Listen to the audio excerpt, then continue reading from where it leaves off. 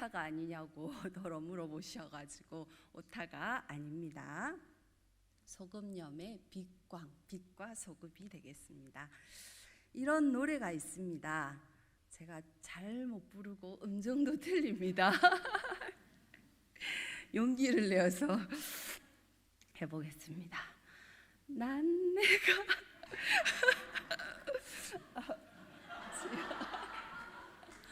난 내가 빛나 난 내가 빛나는 별인 줄, 이런 노래가 있습니다. 아시죠? 예. 난 내가 빛나는 별인 줄 알았어요. 한 번도 의심한 적 없었죠. 몰랐어요. 난 내가 벌레라는 것을. 그래도 괜찮아, 난 눈부시니까. 몰랐어요. 난 내가 개똥벌레라는 것을. 그래도 괜찮아, 나는 빛날 테니까. 이런 노래입니다. 이 노래는 2020년도에 발표되었지만 주목을 받지 못하다가 작년에 황가람이라는 가수가 리메이크를 하였습니다. 그래서 올해 6월 말에 조회수가 누적 1200만 뷰입니다. 100만 뷰만 되면 골드메달, 금메달 주거든요. 1200만 뷰면 엄청난 겁니다. 예. 그리고 5살에서 80세까지 노래방 차트 1위. 제가요, 우리 선우가 교회에서 난 내가 빛나는 별 부른 거 들었거든요. 맞죠? 이렇게 부르고 있더라고요. 노래방 차트 1위. 예, 바로 이 노래가 이렇게 많은 사람들의 공감을 불러일으키게 된 이유는 아마도 누구나 한 번쯤은 자기 존재에 대해서 이런 질문을 해봄직한 그런 가사이기 때문이라고 생각합니다. 남집사가 이 노래를 처음 들었을 때 저에게 물었습니다. 당신은 어렸을 때 당신이 빛이라고 생각했어? 아니면 벌레라고 생각했어? 제 대답은 어땠을까요? 제가요, 나는 벌레라고 전혀 생각하지 않았다고, 빛이라고 생각했다고. 제가 그렇게 대답하고 가만히 생각해 보니까 저는 되게 소극적이고 겁도 많은 성격이지만 벌레라고는 생각하지 않은 것 같아요. 무슨 큰 별은 아니더라도 그래도 나름대로 빛나는 작은 별 정도는 되지 않을까, 이런 생각을 했던 것 같습니다. 그러나 예수님을 만나고 나서 저는 알게 되었습니다. 바로 제가 벌레라는 것을요. 제 안에 나름대로 가지고 있던 교만이 산산이 깨지고 제가 예수님이 아니고서는 아무것도 아닌 존재라는 것을 알게 되었습니다. 사람들은 누구나 별이 되어 하고 싶어 하는 것 같습니다. 사람이 이렇게 빛나는 존재가 되고 싶어 하는 이유는 무엇 때문일까요? 그것은 아마도 하나님께서 사람을 창조하실 때 그 처음부터 하나님께서 우리 사람을 빛나는 존재로 만드셨기 때문이라고 생각합니다. 우리는 모두 우리를 낳아준 부모님을 닮아 있죠.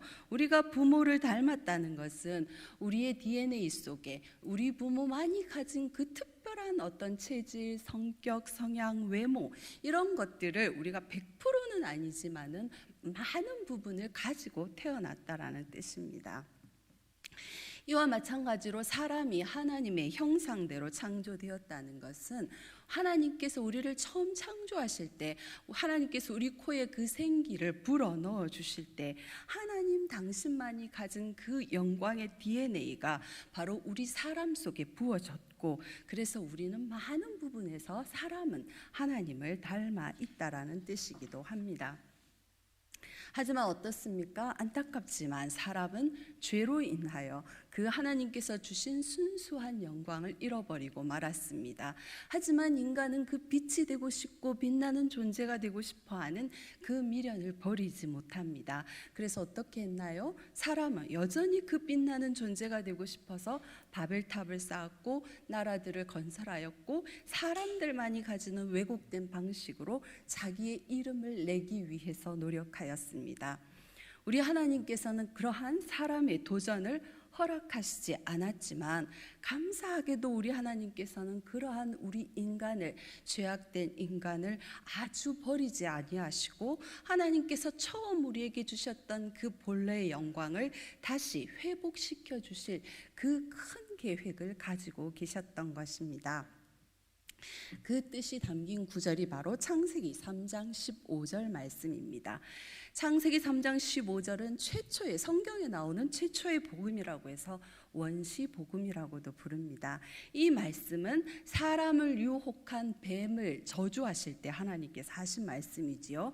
우리가 너무 잘 아는 말씀인데 제가 읽어드리겠습니다.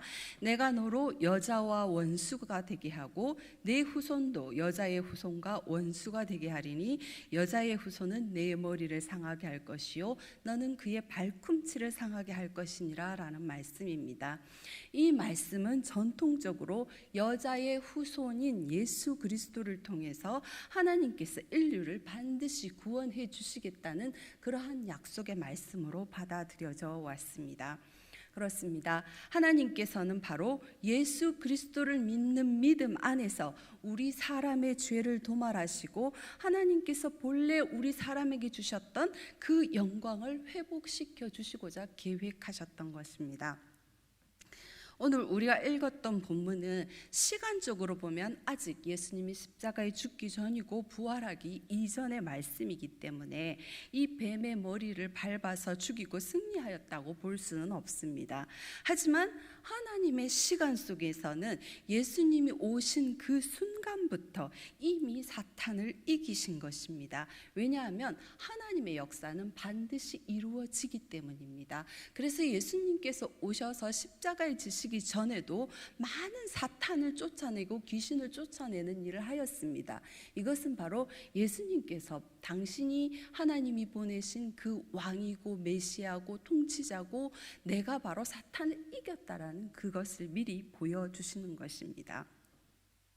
따라서 천국은 이미 이 땅 가운데 임한 것이고 예수님을 믿는 모든 사람들은 이미 천국 백성이 된 것이고 그 하나님께서 우리를 창조시에 주었던 그 영광, 아니 그것보다 어쩌면 더욱더 예수 그리스도 안에서 온전해진 그 영광이 회복된 것과 같습니다. 그러므로 저와 여러분, 우리 믿는 자, 예수님을 믿는 자는 이미 그렇게 빛된 존재인 것입니다. 오늘 우리가 읽은 본문은 마태복음 5장 1절에서부터 이어지는 말씀의 결론부에 해당합니다.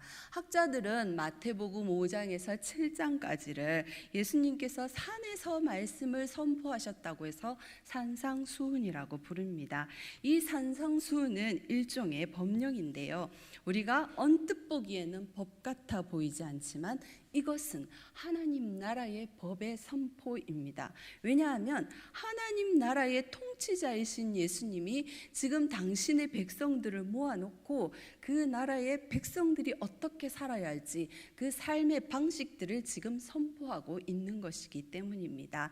사실상 우리는 나중에 하나님 앞에 갔을 때 어떤 법에 의해서 심판을 받게 되느냐, 바로 예수님이 말씀하신 이 산상수훈에 따라서 심판을 받게 될 것입니다.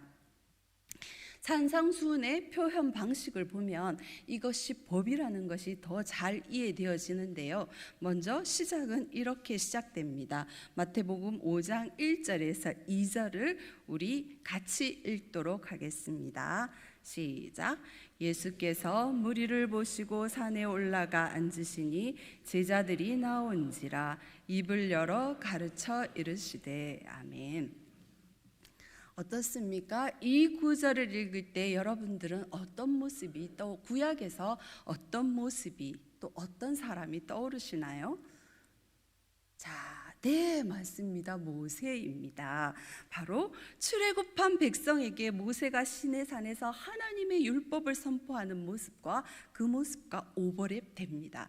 마태복음은 유대인들을 대상으로 해서 쓰여진 책이기 때문에 지금 이 모습, 이 장면은 유대인들에게 바로 모세를 연상시키기에 충분한 그런 말씀입니다. 그러므로 이 장면은 그들에게 정말 가히 충격적인 장면이라고 모세라고 할 수 있는 것입니다. 모세가 누구입니까? 모세는 이스라엘이 현재 지금까지 있도록 한 실제적인 영도자입니다. 그는 두말할 필요가 없는 하나님의 사람입니다. 구약 역사 이래에서 모세만큼 많은 이적을 베풀었던 사람이 없었고, 출애굽을 시켰죠. 광야 40년 함께 지냈죠. 율법을 선포했죠. 성막을 건축했죠. 이스라엘의 모든 기초를 다 놓았다고 해도 틀리지가 않습니다. 뿐만이 아닙니다. 그는 사람으로서 유일하게 하나님을 대면하고 그 얼굴에 하나님의 영광의 광채를 가지고 있었던 사람입니다. 무엇보다도 출애굽기 20장을 보면 하나님께서는 시내산에 친히 강림하시죠. 성경에서 산은 땅에서 가장 높은 곳이고 하늘에 가장 가까운 곳으로서 하나님이 당신의 백성을 만나는 그러한 상징적인 장소입니다. 하나님께서 그 나라의 백성들에게 그 자기 백성들이 지키며 살아가야 할 율법을 하나님 당신의 목소리로 친히 자기 백성에게 지금 들려주려 하고 있는 것입니다. 그렇지만 우리가 알듯이 그들은 어떻게 하였습니까? 하나님의 음성 듣기를 두려워하였습니다. 그래서 모세에게 부탁하지요. 모세, 당신이 하나님의 말씀을 듣고 우리에게 전해주세요. 그래서 바로 모세는 하나님과 사람 사이에서 그 법을 받아서, 말씀을 받아서 전해준 그러한 사람입니다. 그 모세가 신명기 18장 15절에서 예언합니다. 내 하나님 여호와께서 너희 가운데 내 형제 중에서 너를 위하여 나와 같은 선지자 하나를 일으키리니 너는 그의 말을 들을지니라 라고 말합니다. 이 말씀은 바로 때가 되면 하나님께서 모세 자신과 같이 하나님과 사람 사이에서 율법을 전해줄 자가 올 것이라는 말입니다.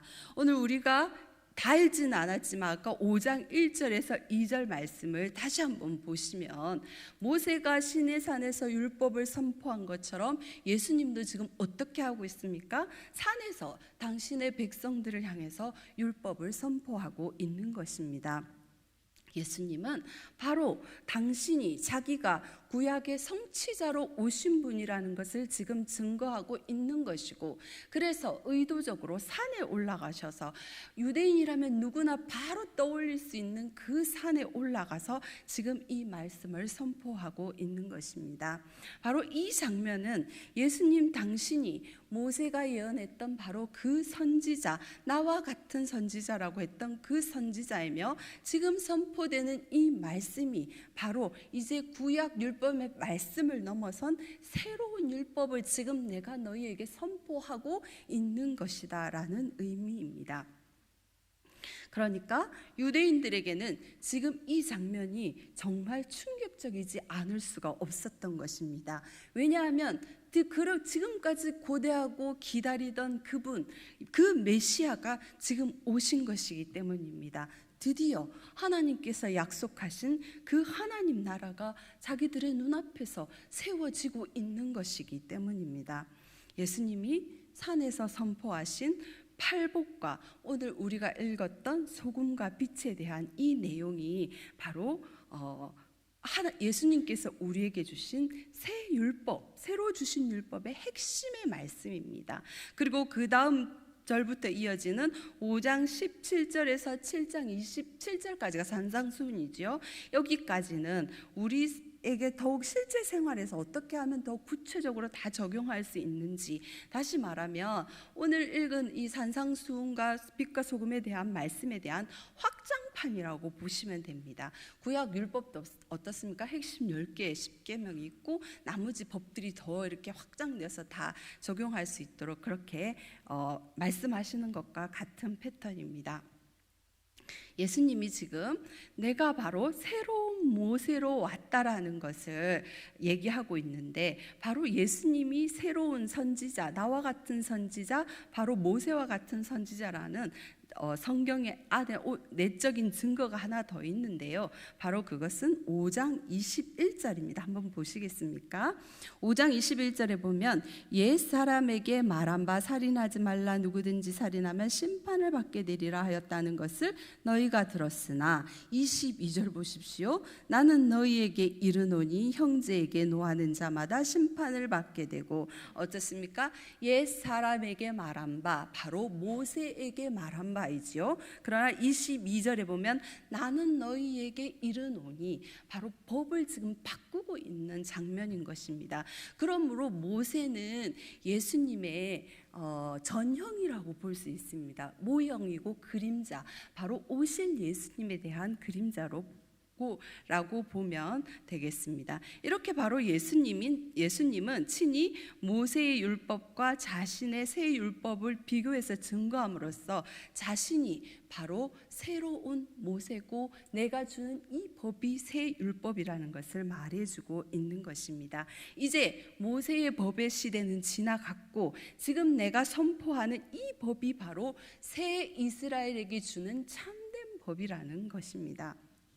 그런데 어떻습니까, 여러분? 우리가 산상수훈을 읽어보면 뭐가 이게 법이야? 라는 생각이 들지 않습니까? 일단 세상 법은 아주 명확합니다. 내가 신호등 이게 뭡니까? 과속하고 제가 돈 많이 냈습니다. 위반해가지고요. 이렇게 딱 잘못하면 바로 벌금 나오고 이렇게 되듯이 너무너무 분명하죠, 세상 법은. 그러나 예수님의 법은 행위로 먼저 알 수 있고 드러나는 법이 아니라 내 마음속에서 먼저 품어야 하는 성품에 더 가깝고, 그리고 상당히 추상적이라서 사실은 어떤 한마디 말로 쉽게 정의되어지지가 않습니다. 그리고 예수님의 법은 사람의 마음에 주시는 법이라서 사람에 따라서 그 받아들이는 무게감이 각각 다릅니다. 그 사람이 깨달은 만큼 순종할 수 있는 그러한 법이죠. 그래서 각자의 믿음의 신앙의 수준에 따라서 성취할 수 있는 그 영역도 분량도 각각 모두 다른 것입니다. 그러나 한 가지 분명한 것은 하나님 나라의 백성이라면 너나 할 것 없이 바로 이 팔복에 기초한 마음으로 살아야 한다라는 것입니다. 그래서 바울은 말하기를 로마서 7, 8장에서 이 예수님의 법을 가리켜서 마음의 법, 사랑의 법이라고 말한 것입니다. 그리고 또 예수님의 이 새 율법은 우리를 정죄하는 정죄에서 시작하지 않습니다. 비록 미약하더라도 지금 내가 예수님과 사귐이 깊어지면 깊어질수록 더 많이 더 깊이 그렇게 순종할 수 있는 그러한 법인 것입니다. 사랑하는 성도 여러분, 하나님에게 있어서 오늘 산상수훈의 선포는 우리 하나님 아버지께서 창조하시고 인간이 타락한 그 구약 6,000년의 역사를 오직 사랑과 긍휼로 참아오시면서 기대하고 고대하던 그러한 감격적인 순간입니다. 성도 여러분, 우리가 성경을 읽을 때 하나님께서는 타락한 인간을 도대체 어디까지 참으시고 도대체 어디까지 사랑하시며 왜 이토록 오랜 시간을 기다리며 수고를 마다하지 않는지 우리는 그 아버지의 심정을 조금이나마 알아들여야 합니다.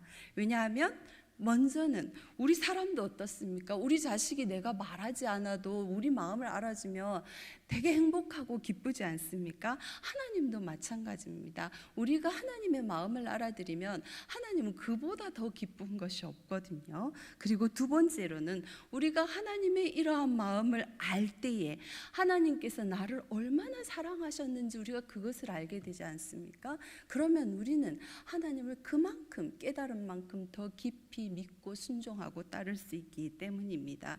그리고 또 마지막으로는 그러한 우리 아버지의 심정을 우리가 알고 나서 오늘처럼 성경을 읽을 때 우리가 본 오늘 말씀도 우리가 예수님의 산상수훈이 하나님에게 있어서 지금 이 순간이 얼마나 가슴 벅찬 순간인지 6,000년의 역사를 기다리면서 예수님 당신의 사랑하는 아들을 보내시고 또 이렇게 이제 드디어 나라를 세우기 위해서 법을 선포하는 이 장면까지 왔을 때 하나님의 그 기다리심, 그 감격이 어떠한지 우리는 그것을 알 수 있기 때문입니다. 그 하나님의 마음을 조금이나마 더 깊이 이해해 보고자 예수님께서 말씀을 이 산상수훈을 시작한 선포의 처음이지요. 바로 팔복을 부족하지만 성령의 감동을 따라 조금 풀어 보았습니다. 세상은 하나님이 없다고 하면서 너 스스로 자기의 주인이 되라고 말하지만 하나님 나라에서 복된 자는 그 마음이 가난하여 하나님을 찾는 자라고 말합니다. 그리고 자기 자신의 연약함 때문에, 그리고 세상의 불의로 인해서 애통하는 자, 그리고 하나님의 말씀이라면 무조건 순종하기 위하여서 몸부림치며 절제하는 자, 그리고 의로우신 하나님을 사모하고 갈망하는 자, 그리고 인간의 연약함을 불쌍히 여겨서 그 있는 모습 그대로를 받는 자, 그리고 하나님을 닮아서 그 마음의 동기가 깨끗한 자, 언제 어디서나 하나님의 화평을 추구하는 자, 그리고 그 어떤 핍박 속에서도 누가 알아주지 않아도 하나님의 사랑과 공의를 실천하는 자, 그 자가 바로 복되다고 예수님께서는 말씀하십니다. 이런 사람들이 모여서 세우고 가꾸고 살아가는 사랑의 나라, 그 나라가 바로 하나님의 나라이고 우리 하나님께서 지금까지 그토록 기다리시면서 이루시고자 했던 바로 그 나라인 것입니다.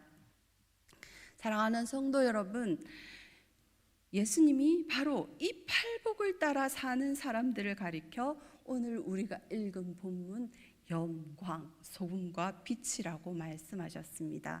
저는 오늘 여러분과 이 소금과 빛에 대해서 나누고자 지금까지 서론이었습니다. 큰일 났죠. 언제 이 설교가 끝날지 5페이지를 하려 하였습니다. 그 이유는 이것이 얼마나 우리 하나님의 간절한 소망인지 나누고 싶어서입니다. 이 세상은 시간이 흐르면 들을수록 더욱 어두워지고 더욱 악해져만 갑니다. 이제 양심을 논하거나 도덕이나 윤리를 이야기하면 어떤 소리를 듣습니까? 고지식하다는 소리를 듣습니다. 당장에 나에게 이익이 되느냐 그렇지 않느냐가 나의 지금의 선택의 기준이 되어버린 그런 시대입니다. 이러한 암흑의 시대를 파고들어서 하나님이 살아계시다는 것을 보여주기 위해서는 우리가 소금이 되고 빛이 되는 수밖에 다른 길은 없습니다. 이제 말로만은 통하지 않는 시대가 되어버리고 말았습니다. 세상은 어떻습니까? 너무나 많이 속아서 이제 더 이상 사람들의 말을 순수하게 그대로 믿지 않습니다. 이제는 행동으로 지켜보고 그 다음에 확인하는 그런 시대입니다. 사랑하는 성도 여러분, 바로 우리가 예수님의 말씀대로 이 어두운 세상 가운데 소금과 빛이 되기를 간절히 소망합니다. 먼저 소금과 빛은 이 세상에서 그 무엇으로도 대체할 수 없는 그러한 대체 불가능한 것들입니다. 소금만이 짠맛을 낼 수 있고 빛만이 어두움을 물리칠 수가 있는 것입니다. 다시 말해서 예수님을 믿는 자들을 대신할 수 있는 것은 이 땅 가운데 아무것도 없다라는 것입니다. 바로 우리가 아니면 이 세상에 하나님 나라를 전파할 존재가 없다라는 뜻입니다. 먼저 소금입니다. 소금은 자신을 녹여서 접촉하는 모든 것에 어떻습니까? 자신의 맛을 침투시킵니다. 그렇다면 우리의 맛은 어떤 맛이 되어야 할까요? 바로 예수님의 맛인 것입니다. 우리가 있는 곳이 어디든지, 우리가 만나는 사람이 누구든지 우리는 우리를 녹여서 예수님의 맛을 저들에게 침투시켜서 들어가게 해야 한다는 것입니다.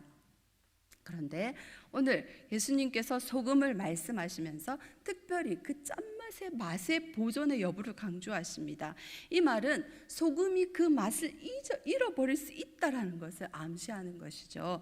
팔레스타인 지역의 소금은 주로 암염이 많고 그 다음에 사회 등지에서 채취한 것들이라서 밖에 그냥 버려두면 그 짠맛을 가진 염화나트륨은 날아가 버리고 불순물만 남게 되는 경우가 흔하다고 합니다. 그러면 그 소금은 밖에 버려져 쓸모가 없게 되는 것이지요. 예수님이 바로 우리에게 너희는 소금이라고 하실 때 그 의미는 너희는 이 세상에서 대체 불가능한 존재야. 그러니 너희는 반드시 나의 맛을 잃지 말고 반드시 잘 보존하여서 이 땅 가운데 나의 맛을 침투시켜야 해. 나의 맛을 보여주고 맛보도록 해야 한다는 그런 뜻입니다. 이러한 예수님의 말씀을 가장 충성스럽게 헌신한 신약의 한 인물이 있지요. 떠오르시지요? 바로 사도 바울입니다. 사도 바울의 목표는 오직 한 가지, 자기를 통해서 예수님만 드러나고 예수님만 높아지기를 원했던 그러한 사람입니다. 바울에 대해서는 굳이 설명하지 않아도 바울의 서신들을 읽을 때 우리가 이 책이 성경이다 하고 보면은 바울의 그 심정이 조금 덜 느껴져요. 그런데 바울이라고 하는 이 한 사람이 지금 쓰고 있는 자기 심정이 표현된 편지라고 생각하고 읽어보시면 정말 바울은 예수님에게 그냥 막 푹푹 절여져 있는 사람 같고, 속된 말로 표현하면 예수님에게 미친 것 같은 그러한 사람이지요. 사랑하는 성도 여러분, 우리가 바로 예수님의 소금입니다. 우리들만이 예수님의 맛을 가진 자입니다. 우리들도 바울처럼 자라갈 수 있습니다. 우리들도 바울처럼 예수님을 전할 수가 있습니다. 우리의 시작이 비록 미약하다 할지라도 우리가 예수님께서 말씀하신 이 팔복을 따라서 그 마음을 추구하고 구하고 살아갈 때에 성령께서는 반드시 우리를 도우시고 변화시켜 주실 것입니다. 그러니 사랑하는 성도 여러분, 우리 모두가 거룩한 욕심을 가졌으면 좋겠습니다. 내가 소금 되기를 간절히 바랬으면 좋겠습니다. 바로 이것이 우리가 소금이 되고 빛이 되는 것이 우리 아버지 하나님의 소원이기 때문에 우리가 그것을 이루어 드리고 싶은 그 소망을 가졌으면 좋겠습니다. 그렇게 하면 우리 하나님께서 어떻게 하실까요? 너무너무 기뻐서 춤추시겠죠, 그죠? 그 다음은 빛입니다. 빛은 빛인데 세상의 빛이죠. 이것은 저와 여러분의 바로 우리 교회의 사명이기도 합니다. 하나님께서는 이 어두운 세상을, 하나님을 모르는 세상은 어두움 그 자체입니다. 그런데 태초에 우리 하나님께서는 땅이 공허하고 혼돈할 때 어떤 것부터 하셨습니까? 빛부터 창조하셨죠. 이제 바로 우리가 이 어두운 세상을 밝힐 차례입니다. 우리는 아까 첫 번째 노래, 처음에 시작할 때 노래 불렀듯이 이미 이 세상 사람들이 그렇게 노래하고 바라는 우리는 이미 빛입니다. 왜냐하면 예수 그리스도 안에서 우리는 빛 대신 예수님과 연합되어 있는 존재이기 때문입니다. 그분으로 인해서 우리는 예수님의 빛을 이미 품고 있습니다. 그렇기 때문에 예수님께서는 우리에게 말씀하십니다. 나는 너희를 말 아래 두지 않았고 산 위에 두었다. 그러니 너희는 모든 사람들에게 너희 빛을 보게 하라. 그러니까 착한 행실을 보고 하나님께 영광을 돌리게 하라고 말씀하셨습니다. 성도 여러분, 빛은 숨길 수가 없다는 특징을 가지고 있습니다. 우리의 착한 행실은 반드시 드러나게 되어 있습니다.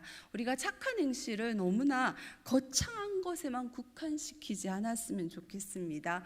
의외로 착함의 시작은 따뜻한 미소 한 번, 따뜻한 말 한마디, 작은 것부터 관심을 가지는 것, 이런 것부터 시작된다고 생각합니다.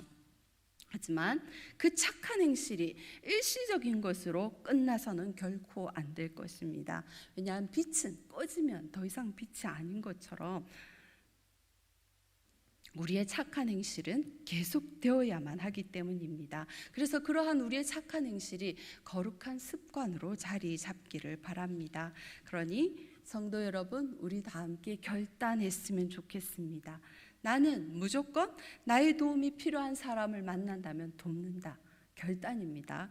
저 스스로 한번 결단해 보았습니다. 그리고 나는 무조건 모든 사람들에게 친절하게 대한다. 그리고 나는 무조건 나를 통해서 예수님이 드러날 수 있도록 말하고 행동한다. 그리고 내가 전도할 상황만 된다면 무조건 전도한다. 이렇게 나도 무조건 복음을 전한다. 이러한 결단들을 가졌으면 좋겠습니다. 우리 교회에 집사님 중에 한 분은 우리 교회 떡 자주 주잖아요. 좋은 일 있어도 주고 이렇게 하는데, 그때마다 떡을 줄 때마다 관리실 아저씨에게 드리면서 인사를 한다고 합니다. 부활절에는 계란을 드리고, 또 지나가다가 음료수 하나도 드리고, 과일장을 봐갖고 올 때는 과일도 하나 건네드리면서 드시라고 드리고, 이렇게 한다고 합니다. 사랑하는 성도 여러분, 이렇게 지속적인 섬김이 바로 빛을 계속 비추는 것입니다. 나의 곁에 있는 불신자에게 바로 예수님의 맛을 침투시키는 그러한 방법인 것입니다. 우리가 일시적이고 단회적인 것으로는 결코 사람의 마음에 감동을 줄 수가 없습니다. 저는 얼마 전에 새롭게 하소서에서 보길도라고 하는 섬에 혹시 아십니까? 보길도 들어보셨죠? 땅끝 마을에서도 35분인가 40분을 배 타고 들어가서 거기서 또 다리 건너 들어가야 된다고 합니다. 거기서 할머니 할아버지들을 섬기는 목사님의 간증을 들었습니다.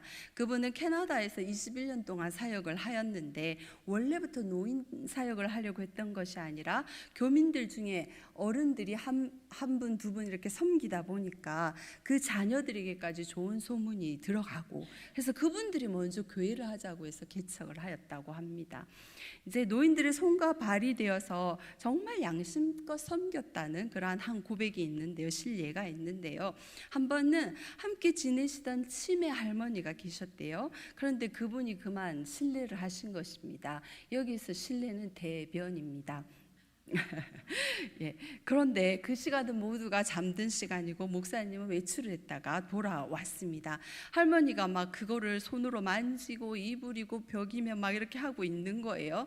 그래서 그 목사님을 그 할머니를 본 목사님께서 아이고 할머니 이러시면 안 돼요 했더니 막 머리도 잡고 옷도 잡고 막 엉망이 된 거예요.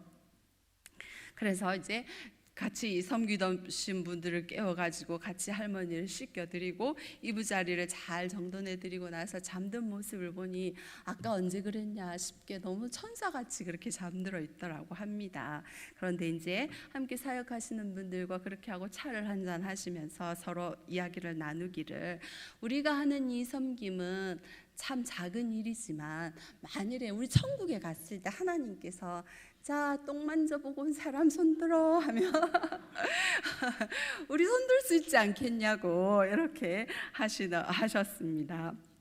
그런데 목사님이 이렇게 21년 동안에 캐나다 사역을 접고 본격적으로 한국에 들어와서 노인 사역을 하려고 했던 것은 노인들을 좀 더 전적으로 섬겨야 되겠다는 마음이 들었다고 합니다. 한국에서 그리고 특히 섬들에 노인분들이 많이 계시고 그분들을 섬겨야 되겠다는 마음이 들어서 이제 보길도를 가게 되었는데요.